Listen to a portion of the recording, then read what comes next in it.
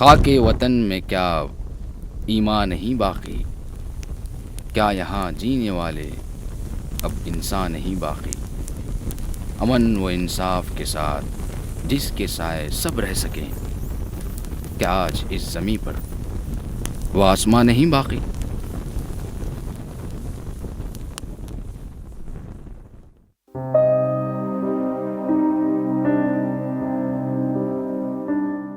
देश भर में दंगे भड़क चुके थे, राजनीति हर बार की तरह अपना काम कर चुकी थी और हम सांप्रदायिक भाषणों का शिकार हो चुके थे। जेलें भर चुकी थी और पुलिस ने हमें एक नामालूम जगह लाकर डाल दिया था और यहां भी हमने अपने अपने गिरोह बना लिए थे।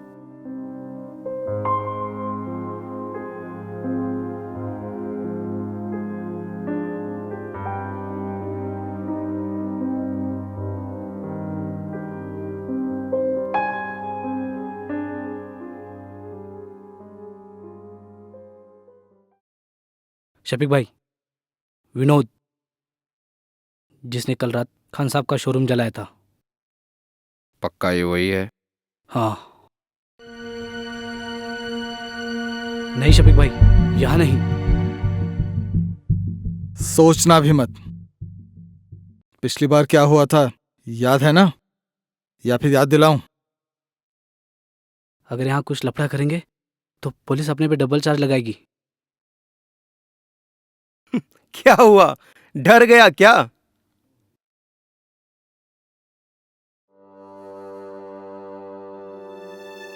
मैंने कहा था ना, देखा कैसे लोगों के बीच हमें लाकर डाल दिया। ओए रवि, तू डर मत, हम हैं ना तेरे साथ। अरे क्यों ना डरूं? करियर दांव पे लगा है, ब्लैकलिस्ट हो जाएंगे हम, जॉब चले जाएगी, कोई काम भी नहीं देगा। हमने कोई गलत काम नहीं किया है, सिर्फ एक पीस रैली ही तो अटेंड की है। तो क्या पुलिस मान जाएंगी? पता नहीं कौन से चार्जेस लगाएंगी हम पर। इन लोग के बस का नहीं है भाई। ओए देख अहमद, पुलिस अगर नहीं मानेगी तो अदालत तो जरूर मानेगी। पीस रैली वाले। मैं तो कोई रैली वैली में भी नहीं गया था, यूनिवर्सिटी से घर जा रहा था, डाल दिया इन्होंने यहां लाकर मुझे। मेरा क्या लेना देना इन सब से? फिर तो तू इनसे भी बड़ा फट्टू है।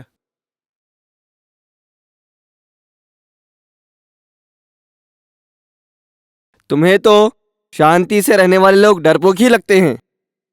डरपोक लोगों को शांति रहना पड़ता है। तुम्हारी तरह गुंडागर्दी करते फिरूं? तू खामोश रह, तेरी औकात नहीं है हम जैसे लोगों से बात करने की।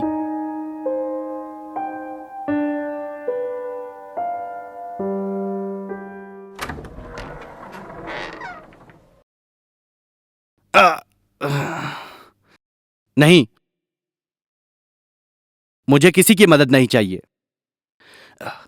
खास तौर से उन लोगों की तो नहीं जो अपने ही भाइयों की जान लेने पर तुले हुए हैं। रहने दे विशाल, इन बूढ़ों ने अपने टाइम पे तो कुछ किया नहीं, सिर्फ भाईचारे का लेक्चर देते रहे। इन्हीं की वजह से आज हमें ये दिन देखने पड़ रहे हैं।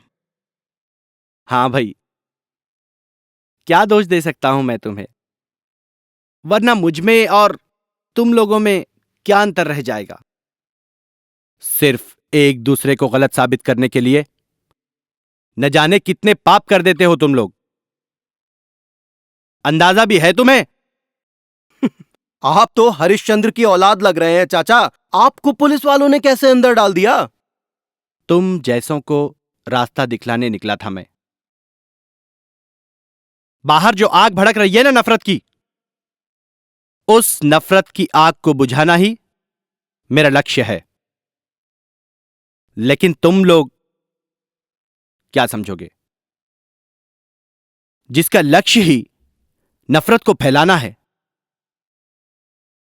ताकि लोग आपस में लड़ें और एक को दूसरे पर हुकूमत मिल जाए, जीतने वाला अपनी मर्जी के हिसाब से देश चलाए और हारने वाला या तो चुपचाप बर्दाश्त करता रहे या मर जाए। भाषण मत दो अंकल, किसी झूठे नेता का भाषण नहीं है ये कि मैं तुम्हें वो सुनाऊंगा जिससे तुम्हारी गर्ज पूरी होती हो। ऐसी कौन सी कसम खा रखी है तुमने कि वो कसम भूल गए जिसमें अपने हर देशवासी को तुमने अपना भाई माना था।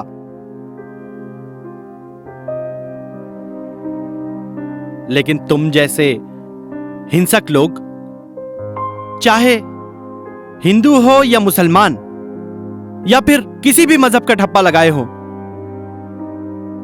तुम्हें हिंसा की इतनी आदत हो चुकी है कि हिंसा और कट्टरवाद की कस्में खाते रहते हो। और जो तुम्हारी तरह ना सोचे उसे देशद्रोही, धर्मभ्रष्ट और न जाने क्या क्या कहते रहते हो। मत भूलो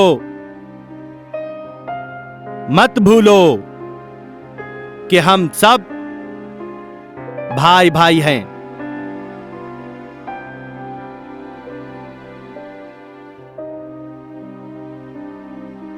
भूल गए? स्कूल में तुम सब लोग हर दिन प्लेज लिया करते थे, India is my country, all Indians are my brothers and sisters, I love my country. लेकिन 4 क्लासेस ज्यादा क्या पढ़ लिए? तुम लोग तो पूरी तरह से जाहिल, गंवार, जंगली हो चुके हो। इंसानियत पूरी तरह से खत्म हो चुकी है तुम लोगों में से। वहां बाहर कुछ जाहिल लोग एक दूसरे को काट रहे हैं, जला रहे हैं, मार रहे हैं, और तुम सब अपने आप को एजुकेटेड कहते हो और उनका साथ देते हो। क्या तुम्हारा फर्ज नहीं है कि अपने हर भारतीय भाई की सुरक्षा करे, उसकी हिफाजत करे?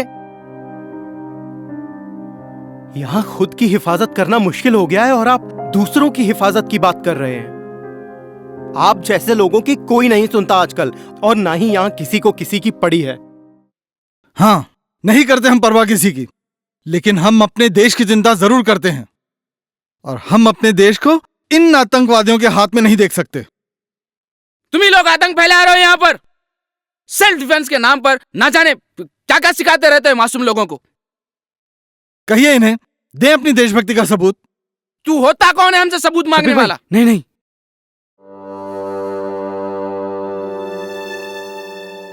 हमने भी देश की आजादी में हिस्सा लिया है। देश का कानून बनाने में मुख्य भूमिका रही है हमारी, और आज हमें हमारे ही अधिकारों से क्यों रोका जाता है? कोई मंदिर में आने से रोकता है तो कोई गिरी हुई नजरों से देखता है। हमें यहाँ नौकरियां नहीं मिलती और हमारी तरक्की में भी रुकावट डाली जाती है। ये बहाने बनाकर कौम के उन लोगों को बदनाम मत करो तुम, जो अलग अलग क्षेत्र में देश का नाम रोशन कर रहे हैं। हमारे देश का संविधान सबको बराबरी का हक देता है। मुझे तुम जैसे लोगों से संविधान को बचाना है, जो न खुद संविधान का पालन करते हैं और न ही दूसरों को कॉन्स्टिट्यूशन की इज्जत करने, दस्तूर से मिले हक को हासिल करने देते हैं। हमारे बुजुर्गों ने अंग्रेजों से लड़कर आजादी हासिल की, खुलकर जीने की आजादी, अपने अपने मजहब को फॉलो करने की आजादी, अपने विचार की आजादी, अपने विकास की आजादी, शांति और मानवता से भरपूर हर हिंदुस्तानी को जो अपना हक दे, अपना अधिकार दे, वो आजादी। और तुम लोग वही आजादी लोगों से छीनना चाहते हो। उन्हें आतंक और भय में रखकर उन्हें तुम्हारे मन के अनुसार जीवन बिताने पर मजबूर करते हो। और पता है, तुम जैसे लोग ही इन्हें सर चढ़ाते हैं। हम जैसे लोग? हमने क्या किया है? इन झमेलों में तो हम पड़ते ही नहीं। तुम जैसे लोग इन्हें बर्दाश्त करते हो, वो सब कुछ करने देते हो जो ये लोग करना चाहते हैं। जानते हो, तुम मेजॉरिटी हो इस देश की। वो जनता जो खामोशी से तमाशा देखती है ताकि उन पर कोई आंच ना आए, लेकिन होता यह है कि सबसे बड़ा नुकसान खामोश रहने वालों को ही उठाना पड़ता है। दंगे होते हैं तो कुछ नहीं देखा जाता, सारा भाईचारा खत्म, कोई किसी के काम नहीं आता। पढ़ा लिखा और समझदार इंसान भी स्वार्थी होने में ही अपनी भलाई समझता है। सही कह रहा हूं ना मैं? हाँ बिल्कुल सही। आम आदमी की हद सिर्फ फेसबुक या ट्विटर तक ही सीमित होकर रह गई है। कमेंट करने की इतनी आदत हो गई है कि अगर कोई बैट्समैन जल्दी आउट हो जाए तो उस पर भी कमेंट करते हैं। लेकिन ग्राउंड पर उतरकर अगर कुछ करने को कहो तो कहते हैं ऐसे झमेलों से हम दूर ही अच्छे। इसीलिए जुल्म और क्रूरता आजकल हमारे देश में तेजी से पनप रही है। किसी के पास इतना वक्त नहीं होता अंकल कि अपने कैरियर को छोड़कर ये सब कुछ करते फिरें। करियर की फिक्र अगर उन्होंने की होती ना जिन्होंने हमारे मुल्क को आजादी दिलाई। याद है ना, कोई बैरिस्टर था तो कोई आर्टिस्ट, कोई राजा था तो कोई रोज कमाकर खाने वाला मजदूर। अगर उन्होंने अपने करियर की फिक्र की होती तो शायद आज हमें आजादी नहीं मिलती और हम कहीं ना कहीं गुलामी कर रहे होते। करियर को छोड़कर सोशल वर्क करते फिरें तो क्या इससे हमारा पेट भरता है और क्या इससे हमारी प्यास बुझती है? मैं ये नहीं कह रहा हूं कि अपना करियर छोड़कर सिर्फ समाज सेवा करते फिरो। आज हमें कहां अंग्रेजों से लड़ना है या फिर किसी को मुल्क से बाहर निकालना है जो हमें बुजुर्गों जैसी कुर्बानियां देने की जरूरत पड़ेगी। मैं सिर्फ यह कहना चाहता हूं कि करियर के नाम पर सिर्फ अपनी जेबें भरने के बजाय लोगों का भी कुछ भला कर दिया करो। समाज सेवा के लिए कुछ वक्त निकालो या फिर अपने करियर के जरिए ही लोगों का कुछ भला कर दिया करो। हमने तो देश सेवा को ही अपना करियर बना लिया है। देश की सेवा देशवासियों को बेजा तकलीफ पहुंचाकर नहीं की जा सकती। तो उसके बिना बात भी तो नहीं बनती है, लेकिन तुम्हें उसका तरीका मालूम नहीं है। तुम्हें तो सिर्फ मारना, काटना और जलाना आता है। हाँ आता है, क्योंकि हम तुम्हारी तरह बुज़दिल और डरपोक नहीं है। कोई हमारे लोगों को मारे, हमारे खानदान को मारे या जलाए या काटे और हम सिर्फ बर्दाश्त करते रहे। हम बदला लेंगे, जरूर लेंगे। और हम भी उन्हें नहीं छोड़ेंगे जो हमारे परिवार की तरफ आंख भी उठाकर देखे। बदला तो हर हाल में लिया जाएगा। अच्छा, और कैसा बदला लोगे तुम लोग? एक दूसरे के लोगों को मारकर? जितने मुसलमान मारे जाएंगे उतने ही हिंदुओं को मारा जाएगा। और जितने हमारे लोग मरेंगे, वादा करता हूं कि उतने ही तुम्हारे लोगों को भी काटा जाएगा। और बदले का यह सिलसिला बस ऐसे ही जारी रहेगा। लेकिन कब तक? कब तक लोग यूं ही मरते रहेंगे? यह सिलसिला रोकना होगा, वरना भविष्य में इसके परिणाम सबको भुगतने होंगे। सबको। तुम्हारा कोई अपना अगर इस जंग में मारा गया होता तो तुम ऐसी बात कभी ना करते। मेरा अपना?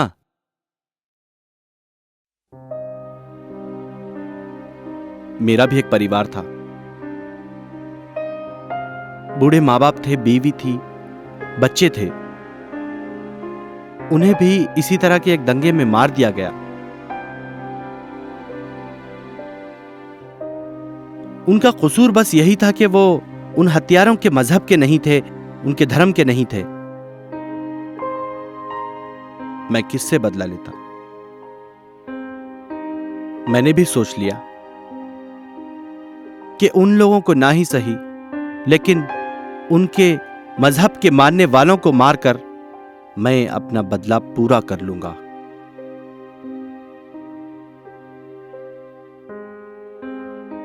जब मैंने एक परिवार को मार डालना चाहा तो मुझे लगा कि मैं खुद के परिवार की जान लेने जा रहा हूं।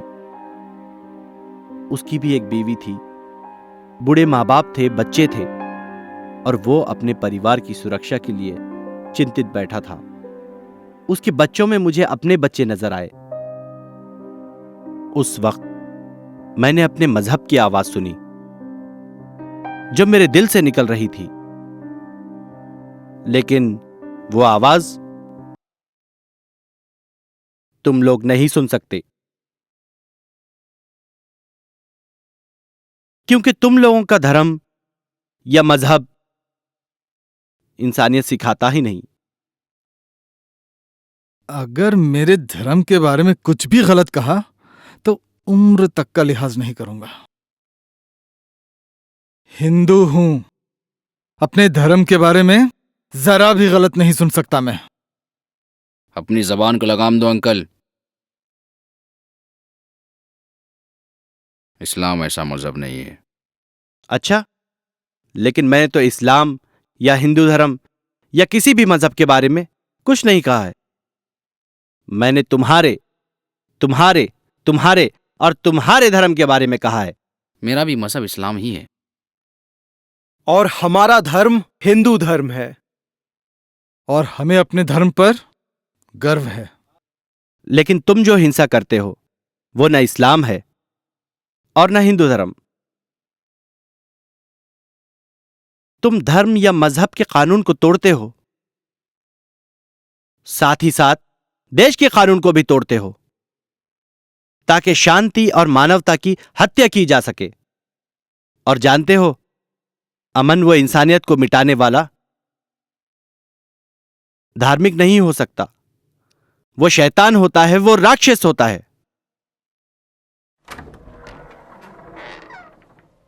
ए बूढ़े चल, साहब ने तुझे दूसरे सेल पे रखने को बोला है।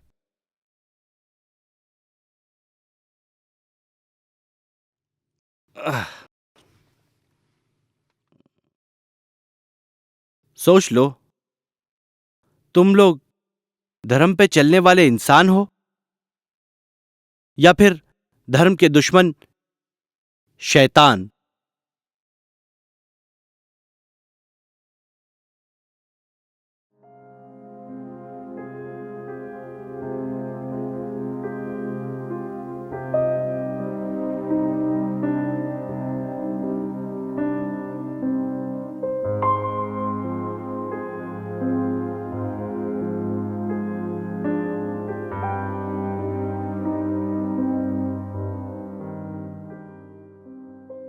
विनोद, क्या हम सचमुच राक्षस हो गए हैं? हाँ, मुझे भी यही लगता है।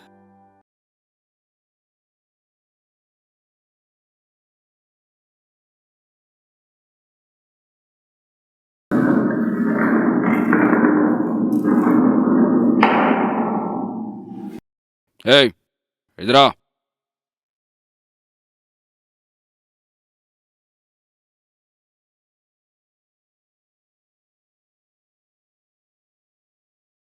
नीचे बैठ।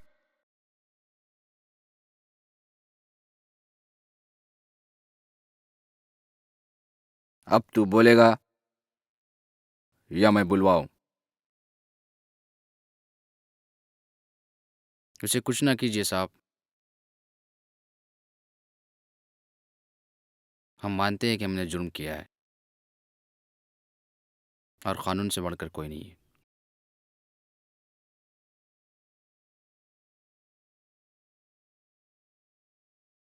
सर, आपका आइडिया तो काम कर गया सर। हाँ, लगता तो ऐसी ही है। जी हाँ।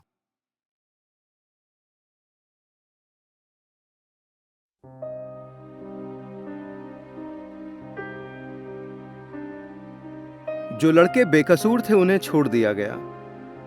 हमने अपना जुर्म कबूल कर लिया क्योंकि हम अपने देश से प्यार करने लगे हैं और ये भी मान चुके हैं कि कानून से बढ़कर कोई नहीं। भले ही हमारे धर्म अलग अलग हों, जो चीज हमें जोड़ती है वो है हमारा देश। और आपस में लड़कर एक दूसरे को बांटकर हम समाज में अन्याय और क्रूरता बढ़ाते हैं, जो हमारे देश को कमजोर कर देती है।